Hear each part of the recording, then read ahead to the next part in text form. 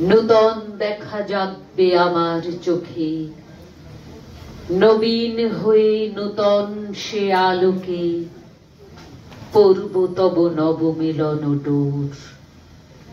তোমায় খোঁজা শেষ হবে না মোর, তোমার অন্ত নাই গো অন্ত নাই, বারে বারে নূতন লীলা তাই।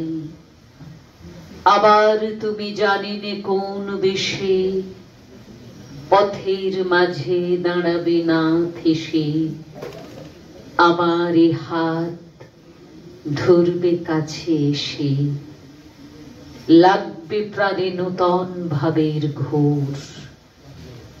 তোমায় খোঁজা শেষ হবে না মোর। আমার নিবেদন আমি শেষ করব। আমার হাতে যে বইটি দেখছেন, চলচ্চিত্র, মানুষ এবং আরো কিছু, ঋত্বিকুমার ঘটকের লেখা।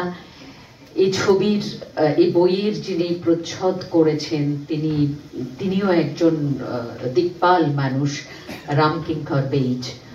সেই বই থেকে ছোট্ট একটি লেখা, ঋত্বিকুমার ঘটকের লেখা আমার কথা, সেটা আমি একটু পাঠ করে শোনাচ্ছি।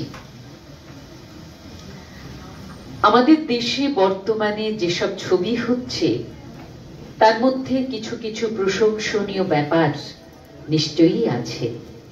তারা মোটামুটি ছবির মাধ্যমটাকে ধরতে পেরেছেন, কিন্তু তাই বলে এই নয় যে পৃথিবীর চলচ্চিত্র প্রগতির সঙ্গে এরা হাত মেলাতে পেরেছেন, বিশেষ করে সমাজ চেতনার দিকটা। আমাদের সবচেয়ে বড় দুঃখ হচ্ছে এই যে আমাদের দেশের শিল্পীরা সমাজ সচেতন নয়। মানুষের সাধারণ দুঃখ ভালোবাসার মধ্যে এরা প্রবেশ করেন না, ফলে এদের শিল্প সৃষ্টি একটা পরিমিতির মধ্যে থেকে যায়। সেই জন্য সর্বাঙ্গীন আনন্দ পাবার অবস্থা ঘটে ওঠে না। এদের কাজকর্ম সম্পর্কে আমার ব্যক্তিগত মতামত নানা রকম থাকতে পারে, সেগুলো তুলে আমি জল ঘোলাতে চাই না। কিন্তু মানুষকে ভালোবাসার একটা ব্যাপার আছে, এবং সেইখানে কাউকে ক্ষমা করার কোনো ব্যাপার নেই। এদেশে দু একজন শিল্পী কিছু কাজকর্ম করেছিলেন, তারাও আস্তে আস্তে হারিয়ে যাচ্ছেন দেখছি।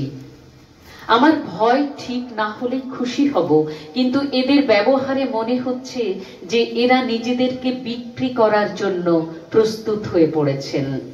ভগবান করুন এরা যেন সত্যি বিকৃত না হয়ে যান। এদেশে এখন দরকার প্রচন্ড ভাবে ছবি করা, এবং দরকার কিছু উৎসাহী যুবকের যারা জান দিয়ে দেবে কাজের জন্য। এদেশে এখন চলচ্চিত্র সম্পর্কে মানুষের উৎসাহ জেগেছে। তারা বিভিন্ন শিল্প সোসাইটি করেছে বাংলাদেশের বিভিন্ন জেলায় জেলায়। এদের উৎসাহ এবং অকৃত্রিম আগ্রহ ভালোবাসার জন্য। কিন্তু এরা জানে না যে ফিল্মি জগৎটা কি অভদ্র এবং ইতর। এর মাঝখান থেকেই লোককে কাজ করতে হয়, এবং তার ফাঁক দিয়ে কতকগুলো কথা বলবার চেষ্টা করা হয়। এই যে কতখানি দুরূহ তা একমাত্র ভুক্তভোগী ছাড়া কেউ বুঝবে না, বোঝানো সম্ভবপর নয়। বাংলা ছবি সম্পর্কে আমার পক্ষে বেশি কিছু বলা মুশকিল, এই কারণে যারা কাজ করছেন তারা প্রত্যেকেই আমার ঘনিষ্ঠ এবং নিকট সহযোগী। এদের সম্পর্কে এই জন্য নামধাম ধরে কিছু বলতে পারলাম না, সেটা মনুষ্যত্বে বাধে। তবে এটুকু বলতে পারি, এখনকার বাংলা ছবি দেখে আমি খুবই হতাশ। যখন সারা পৃথিবী একটা দারুণ দিকে এগিয়ে যাচ্ছে, যখন বিপ্লবের আহ্বানের চারপাশে ছড়িয়ে পড়েছে, তখন আমরা এদেশে বসে এইসব বাজে ক্লাসের ব্যাপার করছি, অসহ্য। আমার পক্ষে আধুনিক বাংলা ছবি সম্পর্কে বলা খুব কঠিন। আমি বাংলা ছবি প্রায় দেখি না, দেখলেই কষ্ট হয়। আমাদের মতো একটা দেশ যার কোনো তুলনা নেই, আমাদের দেশের চলচ্চিত্র নির্মাণকারীরা সে দেশ সম্পর্কে কোনো খোঁজ খবর রাখেন বলে মনে হয় না। এই জন্য আমি যেটুকু দেখি সেগুলো বিদেশি ছবি। তারা নিজের দেশকে ভালোবাসতে জানে।